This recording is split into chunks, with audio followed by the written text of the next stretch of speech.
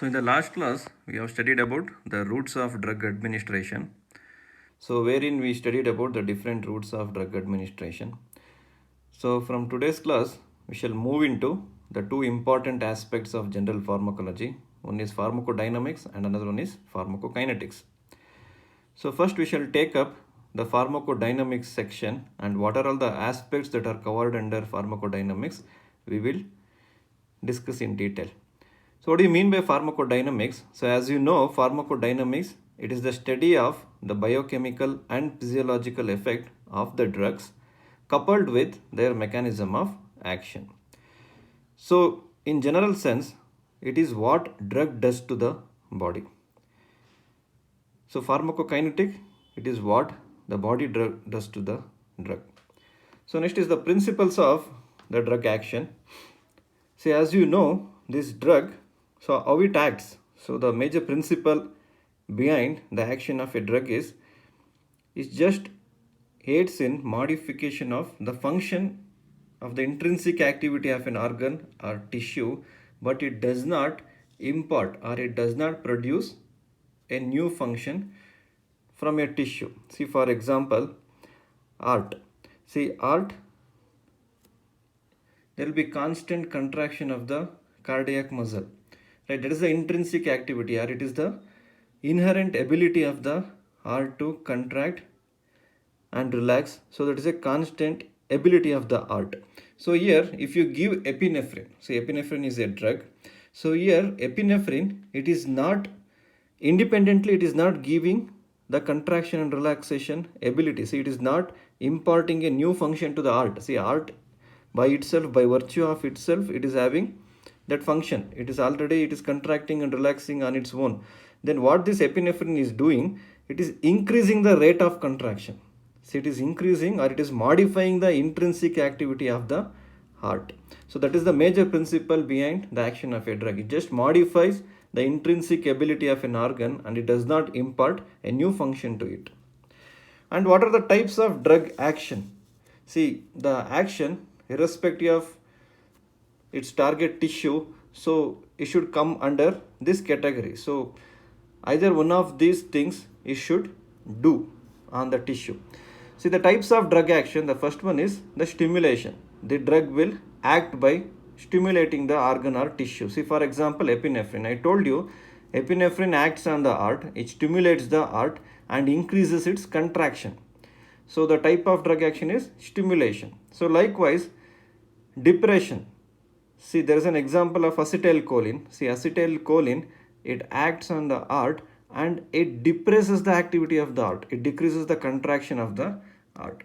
And there are some exceptions. See, for example, there are some examples of drug which produce stimulation on one tissue and depression on another tissue. See, for example, acetylcholine.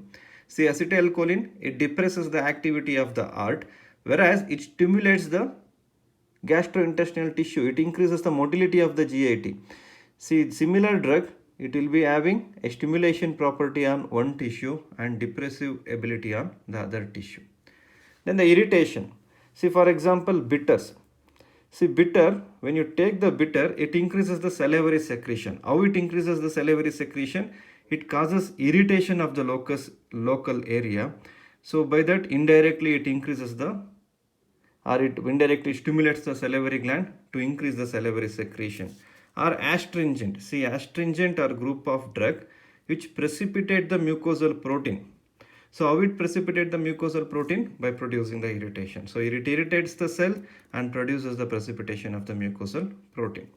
Then replacement. See, for example, in anemia, so where iron deficiency will be there, so we are going to give iron supplements. So here iron replacing the deficiency. There it is overcoming the deficiency of the iron which is producing the anemia. So replacement action. Then cytotoxic action. There are some drugs which causes death of the organism. So cytotoxic, death of the cell. See, for example, antibacterial, it causes the death of the bacteria. Antiviral, similarly antifungal. And anti-cancer drug, which will cause destruction of our own body cells, which are cancerous in nature. Or drug act by modification of the immunity. See, vaccine, it increases the immunity. So likewise, there are drugs which decreases the immunity. See, for example, corticosteroids, it causes immunosuppression. Levamisole, it's an anti-nematode drug which causes immunosuppression. So likewise, these are some of the ways in which the drug act. Mechanism of drug action. See, mechanism of drug action again comes under pharmacodynamics. See, what do you mean by mechanism of drug action? Mechanism of drug action, it is the means by which a drug produces pharmacological effect. So, and the same thing, see, this drug action, it does not impart a new function. See, I already told a organ or tissue, it will be having its own intrinsic ability. See, for example, art will contract on its own. See, GIT, the motility will always be there. See, if you give a drug or if you don't give a drug, so intrinsic ability of the GIT is, it will keep on contracting, relaxing. So likewise, nerve conduction, so neuronal conduction, it will always be there. So if you give a drug, so it is going to modify this function. So it might increase the function of this tissue or it might depress the function of this tissue. How it's going to do that thing? So that is the mechanism of action. So means by which a drug produces the pharmacological effect. See, for example, epinephrine. So when you give epinephrine, it increases the heart contraction. See how exactly epinephrine increases the heart contraction. That is it. That is the mechanism of action of the epinephrine. See, epinephrine, it acts on the beta 1 receptor. So it acts on the beta 1 receptor which is present on the heart, which in turn increases the stimulation of the heart. So that action of epinephrine on the beta 1 receptor and the molecular changes that happens at the beta 1 receptor which results in the contraction of the heart, we study under the mechanism of drug action. And there are different types of mechanism of drug action. See, drug specifically it might bind to some substance and produce the effect, or non-specifically. So it need not bind to any substance, but it produces the effect. So there are two types of mechanism by which a drug acts. A specific way is there, non-specific way is there. So the first one is specific action. So here in the specific action, the drug, it interacts with a specific macromolecule that is present in the body. And these macromolecules, so there are different types of macromolecule to which a drug can bind.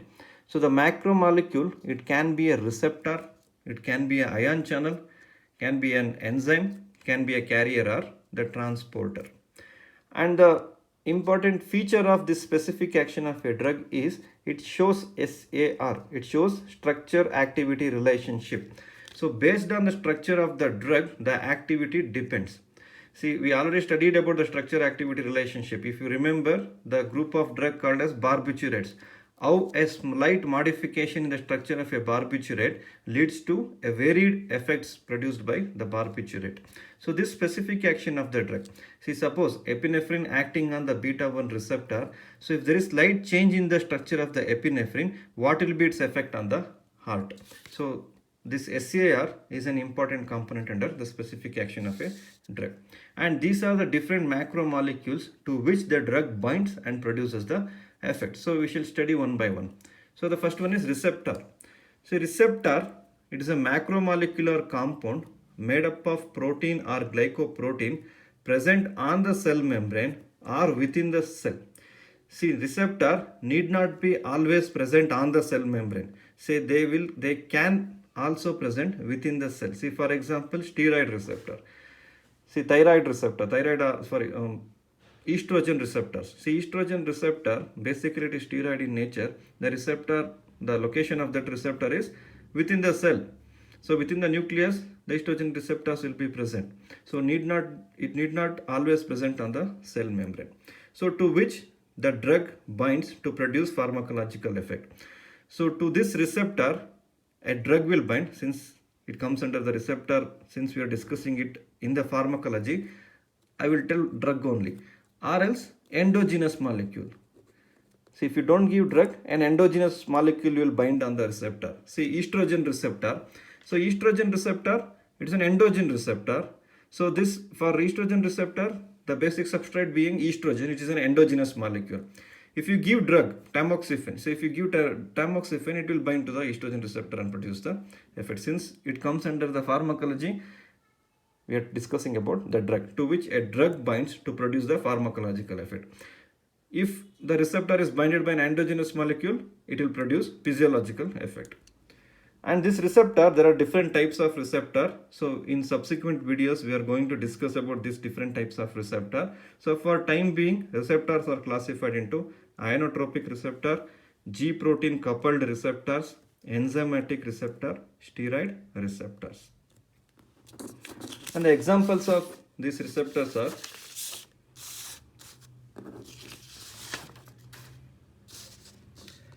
acetylcholine acting on the muscarinic receptor to produce the effect, which is an example of G protein coupled receptor. Acetylcholine acting on nicotinic receptor, example of an ionotropic receptor.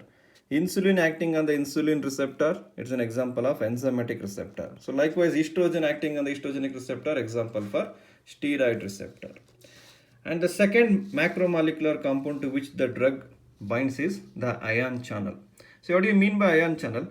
Ion channel, it is a space or pathway in the cell membrane through which the movement of ions occur, right? The movement of ions like sodium, potassium, calcium, chloride, etc. will occur. So you get two types of ion channel. One is voltage gated ion channel, ligand gated ion channel. See, what do you mean by ligand gated ion channel? See, ligand gated ion channel, see, as the name itself suggests, this ion channel is associated with a receptor. See, suppose this is the ion channel, so through which the movement of ion occurs. So this ion channel, it is associated with a receptor. So this space is a receptor. So ion channel is associated with a receptor to which ligand will come and bind. See, ligand, it is a common term similar to the drug. So drug or ligand. See, any molecule, if it's going to attach to a receptor, we call it as ligand specifically, but a common term. So you can use both drug or ligand. So ligand, it binds with the receptor. So binding of ligand to the receptor, as a result of this binding, it will lead to the opening or closing of the ion channel. And such type of ion channel, we call it as ligand gated ion channel. So ligand binding is responsible for the opening or closing of this ion channel. So ligand binds with the receptor, either opens or closes the channel, right? So it's the same thing. So ligand binds to the receptor. So this binding will lead to the opening of the ion channel, or binding might lead to the closing of the ion channel. So the best example is at the neuroeffector junction. See, in the synapse, so you know this is a presynaptic nerve ending, postsynaptic nerve ending. And the action potential, it propagates along the neuron, right? So that's how a signal is transmitted. So how that signal is transmitted? Signal is transmitted by the propagation of action potential, right? So you know the term action potential. See how this action potential is generated, how this action potential is propagated. It is by the release of the neurotransmitter, right? See, take for example, norepinephrine. See, norepinephrine is a neurotransmitter present in the presynaptic nerve ending. So this neurotransmitter norepinephrine will be released into the synapse. So once it is released into the synapse, it will bind with the receptor, right? And this receptor, see, for example, so this receptor is a ligand gated ion channel, or more specifically, we take this neurotransmitter as nicotine. See, nicotine receptor is an example of ligand gated ion channel. So that's why I'm taking nicotine. So no, so not nicotine, acetylcholine. See, acetylcholine is the neurotransmitter present in the presynaptic nerve terminal.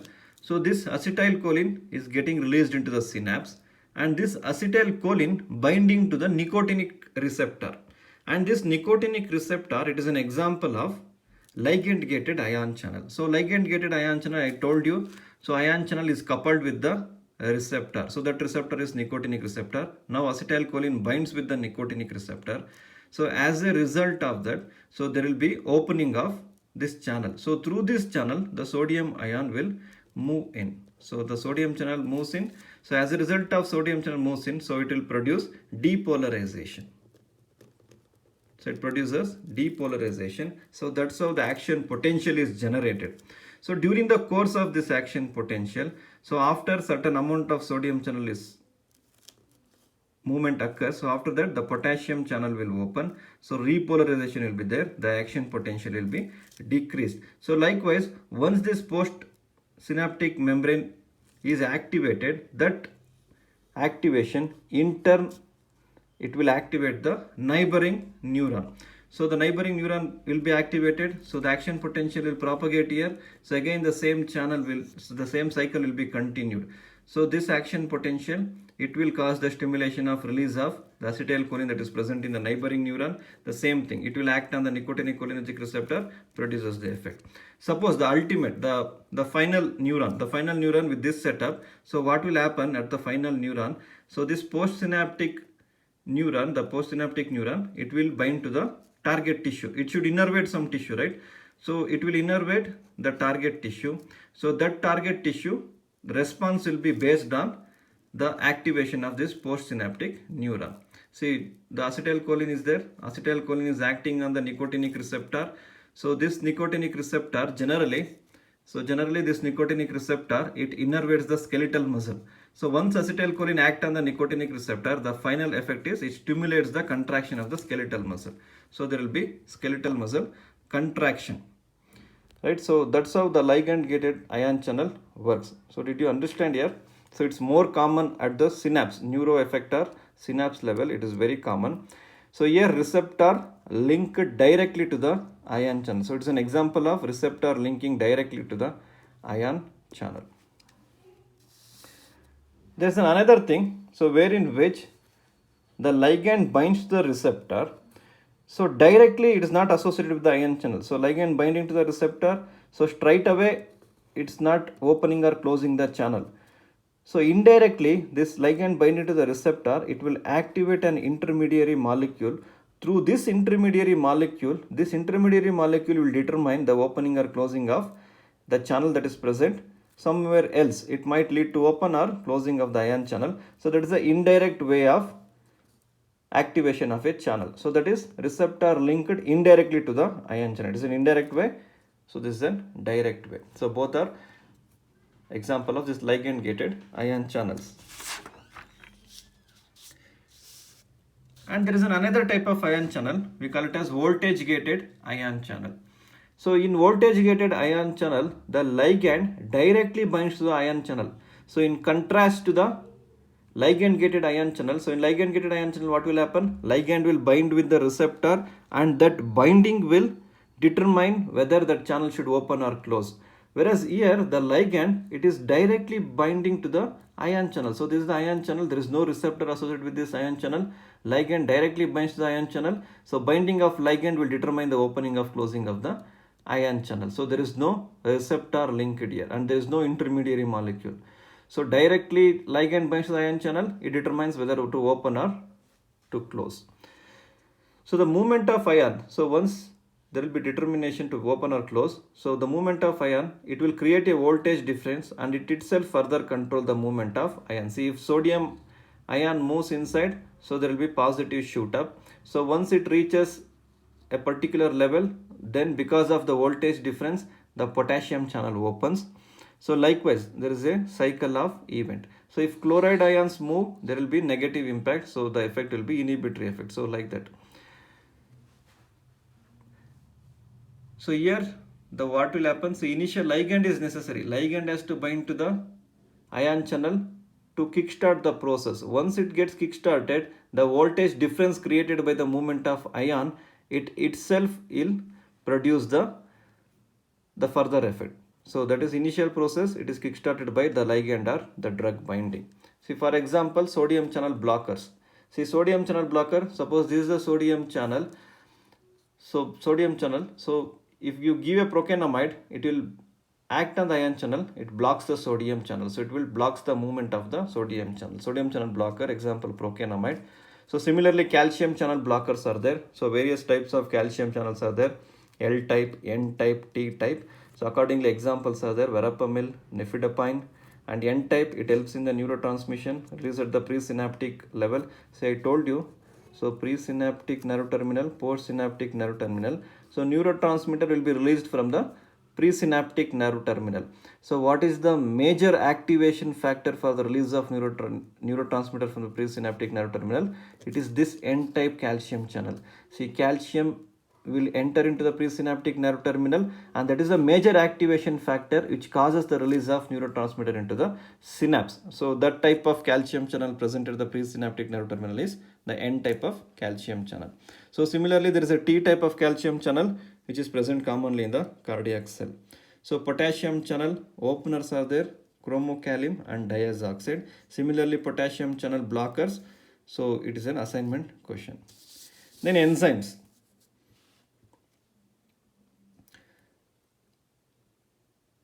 So under enzyme, see the example of enzyme. See, for example, if you take this acetylcholine esterase enzyme. See, acetylcholine esterase enzyme, how it acts? It metabolizes the acetylcholine into acetyl-CoA and the choline. Or else, acetylcholine is a substrate for the enzyme acetylcholine esterase, which metabolizes acetylcholine into acetyl-CoA and choline. So there is a drug which inhibits this acetylcholine esterase enzyme. So by inhibiting, what will happen? It inhibits the metabolism of the acetylcholine, so that the acetylcholine level will be increased. There is no metabolism of the acetylcholine. So here the drug is acting on the enzyme. Okay.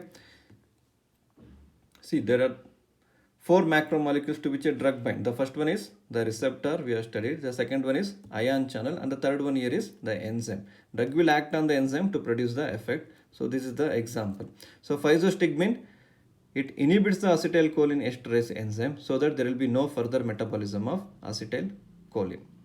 And what type of inhibition is this? So it is an reversible inhibition. If you increase the level of acetylcholine, so automatically the inhibition of physostigmine can be reverted back. So physostigmine is a substrate analog of acetylcholine. So similarly, arachidonic acid is a substrate analog for cyclooxygenase enzyme, which converts arachidonic acid into prostaglandins. So when you give a drug aspirin, so this aspirin, it will inhibit the COX enzyme. So what do you mean by inhibition? So it further cannot convert arachidonic acid into prostaglandin. So it will block the activity of the cyclooxygenase enzyme. And what type of inhibition is this? It's an irreversible inhibition. So once aspirin, you give once the aspirin, so aspirin will irreversibly inhibit the COX enzyme. So there will be no further conversion of arachidonic acid into prostaglandin. If you want the production of prostaglandin, so there should be fresh synthesis of cyclooxygenase, and then freshly should convert arachidonic acid into the prostaglandin. So how it is acting aspirin? It is acting on the enzyme. So that's a third macromolecule to which the drug will bind. So here we have quoted the example of drug which blocks the enzyme and does not produce any compound, any product. So there is another example wherein which to an enzyme another drug will act and it will produce a product, but that product is not a true product. See, for example, the synthesis of norepinephrine. See, norepinephrine, it is produced by dopamine. Dopamine in turn is produced by dopa. So the conversion of dopa to dopamine, it is by the enzyme dopamine decarboxylase. Then dopamine is converted into norepinephrine. This is the normal process that is going on in the body. So if you give alpha methyl dopa, drug, so it will act as a substrate analog for dopa. So instead of dopa attaching to the dopamine decarboxylase, alpha methyl dopa will get attached to the dopamine decarboxylase, then get converted into alpha methyl dopamine. So instead of dopa getting converted into dopamine, if you give alpha methyl dopa, it gets converted into alpha methyl dopamine. Then alpha methyl dopamine gets converted into alpha methyl norepinephrine. This alpha methyl norepinephrine is a pseudo neurotransmitter. So it is not a true neurotransmitter. So true neurotransmitter is a norepinephrine which is required by the body. Whereas if alpha methyl norepinephrine is produced, so it is not a true neurotransmitter and it will not serve any purpose. Here alpha methyl dopa, it is not inhibiting the dopamine decarboxylase to full extent. It is not inhibiting. See, for example, aspirin is inhibiting the cyclooxygenase enzyme to the extent wherein prostaglandins are not at all produced. Whereas here alpha methyl dopa, it is acting as a competitive analog of dopa, and produces a false product. and that's how it is inhibiting the action. Okay, that is third macromolecule, enzyme. And the fourth macromolecule is the carrier or the transporter. So carrier or transporter, it is a membrane protein that transports specific ion or specific molecule across the cell membrane. See, for example, imipenem. So imipenem, it is an example of norepinephrine reuptake inhibitor. So it is an example of norepinephrine reuptake inhibitor. See what it will do. See, norepinephrine, it is a neurotransmitter present at the presynaptic nerve terminal. So it will be released into the synapse, and this norepinephrine will act on the postsynaptic neuron to produce the effect. So in the CNS, this norepinephrine and serotonin, it is important for the wake up, the arousal, and the activeness, the alertness. It is all associated with this norepinephrine and serotonin neurotransmitter. And the major, see, once norepinephrine released into the synapse, it has to be degraded. It cannot stay for long in the synapse. It has to be degraded.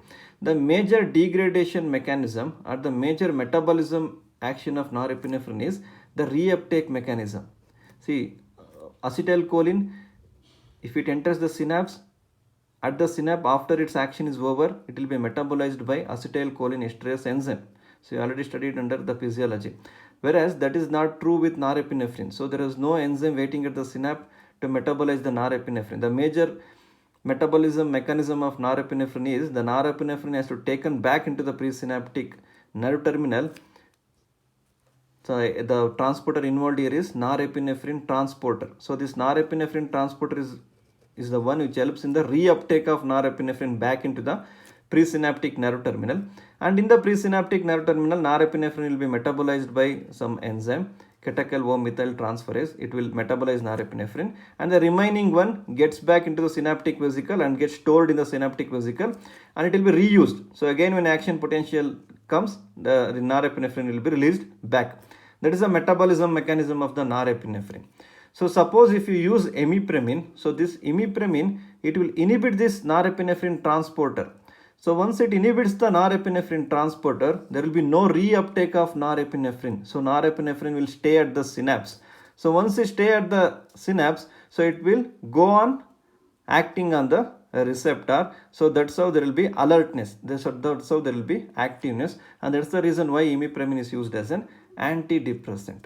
The same thing is true with selective serotonin reuptake inhibitor. The example is fluoxamine. So the same mechanism, it will also inhibit the reuptake of serotonin, so that the level of serotonin will be more at the synapse, so there will be more activeness and more alertness. And omeprazole, so classical proton pump inhibitor, very commonly used to treat gastritis. So what is its mechanism of action? It also acts by inhibiting the carrier or the transporter that is present at the parietal cell. So parietal cell is the one which releases the HCl in the stomach, and excess release of HCl produces the gastric acidity, right? So this H plus potassium ATPase, it is one transporter that is present at the apical membrane of the parietal cell.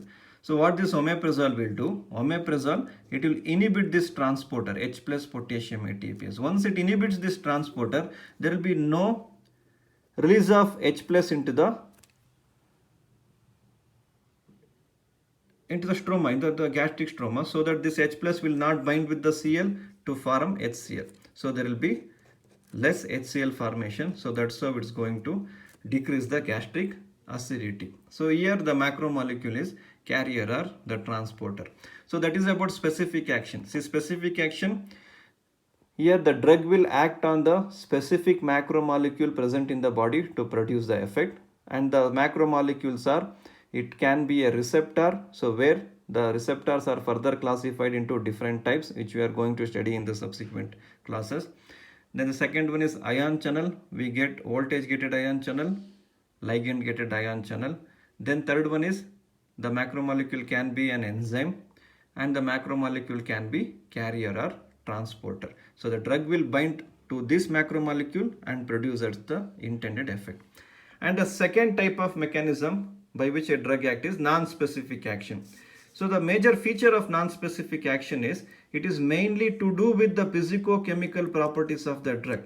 So what is the physical property of the drug? What is the chemical property of the drug? So the action of the drug solely depends upon its physical and chemical property, and it does not bind to any macromolecule present on the body, and that's how it does not show any structure activity relationship. So whatever its structure, it does not imparts its activity. So the activity does not depend upon its structure. So no structural modification produces no alteration of the activity, and no antagonists also. Since it does not bind to any macromolecule, you don't have any antagonist for that. So one is physical action. So since it depends upon its physicochemical property, so what is its physical action? See, it need not be, so if you are using two compounds, it need not be structurally similar to produce an effect. So unrelated compounds might produce a similar pharmacological action. See, for example, laxatives. See, laxative are such group of drugs which increases the GIT motility. See, wheat bran will also increase the GIT motility, and osmotic laxative, for example, magnesium sulfate. See, magnesium sulfate also increases GIT motility. The pharmacological action are same, but structurally bran is different. The bran is a carbohydrate. See, magnesium sulfate is it's a mineral. So mineral is increasing a GIT motility. A carbohydrate is increasing the GIT motility. Structurally, they are not similar, but it is producing a similar pharmacological action. So what is its basis? The basis is due to its physical property. So bran, due to its physical nature, it swells up the GIT content. It absorbs the water. It swells up the GIT content. So once it swells up, what our GIT will think? See, our gastrointestinal content, it is full. So I have to increase the motility. So that's how it increases the motility. So magnesium sulfate, what it will do? It is due to the osmotic property. See, magnesium sulfate, it will increase the solute concentration inside. See, suppose this is the GIT lumen. If you give magnesium sulfate, so the presence of magnesium and sulfate, it increases the solute concentration in the lumen. So once it increases the solute concentration here, see, what is the definition of osmosis? The osmosis definition is the movement of water from the low solute concentration to the high solute concentration, right? So here solute concentration is more at the luminal side. So because of that, the water will move from the adjacent cell or adjacent interstitial space into the lumen. So the water content will be increased in the GIT lumen. Once water content increase in the GIT lumen, it increases the bulkiness and it will stretch receptor present in the GIT. Once stretch receptors are activated at the GIT, it in turn it will stimulate the GIT motility. So that's how it increases the GIT motility. Here magnesium sulfate is not binding to any receptor. The bran also, it is not binding to any receptor. It is due to its physical nature, due to its physical property, it is bringing about the pharmacological effect. Similarly, cationic detergent. See, cationic detergent, it kills the bacteria. How it kills the bacteria, or how it kills the organisms? So it is by surfactant action. It decreases the surface tension. So due to its physical property, it is producing the effect. Similarly, adsorbent, activated charcoal. See, activated charcoal, due to its porous nature, due to the minute pores that are present in the activated charcoal, it adsorbs the substances, molecules. So that's how it is used as an antidote to treat the various toxicity condition. It is due to its adsorbent property. So it is due to its physical nature, it is producing the effect, and it is nothing to do with binding to any macromolecule present in the body. And the second one is due to its chemical nature. So chemical action. See, for example, antacid, classical example of the chemical action of a drug. See, antacid, again it is used to treat the gastric acidity. See, gastric acidity, they are treated mainly by three group of drug. We use an H2 blocker. See, for example, Rantac. Rantac is a trade name. Ranitidine is the active ingredient. So ranitidine, so you might have taken Rantac. It belongs to group of H2 blocker. So what is the action of H2 blocker? It will inhibit the H2 receptor present in the parietal cell, decreases the HCl secretion. That is how it acts, ranitidine. It has to bind to the H2 receptor, inhibit the H2 receptor. Proton pump, you know, omeprazole, it will inhibit the H plus potassium ATPase. See, H plus potassium ATPase is a carrier or transporter. H2 is a receptor. So ranitidine binds and inhibits the H2 receptor. Omeprazole binds and inhibits the H plus potassium ATPase. That's how it decreases the HCl secretion. Here it has to bind with the receptor to bring down the HCl secretion. Whereas antacid, due to its chemical nature, it is going to neutralize the HCl already produced at the parietal cell. So this antacid, basically it is a basic compound. It is going to neutralize the HCl that is already present at the stomach and brings down the gastric acidity. For example, aluminium hydroxide. See, aluminium hydroxide is a basic compound. It will act on the HCl, so there will be neutralization, so it will bring down the gastric acidity. It is mainly due to its chemical nature. So likewise, the action of penicillamine and dimercaprol. So it chelates the substance. Say for example, toxin, arsenic toxicity is there, lead toxicity is there. So how it acts? It chelates the lead, it chelates the arsenic due to the chemical property of the penicillamine and dimercaprol. It is not binding to any macromolecule in the body. So this is about the principles of drug action. So where we learnt about the definition of pharmacodynamic and certain principles of drug action and types of mechanism of drug action. And in the next class, we shall move into the important section under pharmacodynamic, the types of receptors. So that will be the important topic. Then the assignment question, all drug produces pharmacological effect by binding to the receptor. See, one thing while answering the multiple choice question, all drugs are all something or no something. See, if this type of extreme statements are given, so you should be very careful. See, all, if I give, more often the statement will not be a true. Okay, all drugs are no drugs. So extreme statements, generally they are not true, or while answering you should be very careful if the extreme statements are used in any multiple choice question.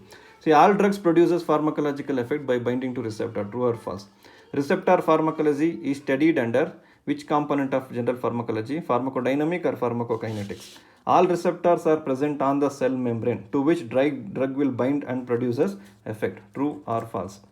Dash is an example of calcium channel blocker. Dash is an example of potassium channel blocker. For time being, you can remember this. So in subsequent classes, in systemic pharmacology, you will be knowing in detail about this calcium channel blocker and potassium channel blockers.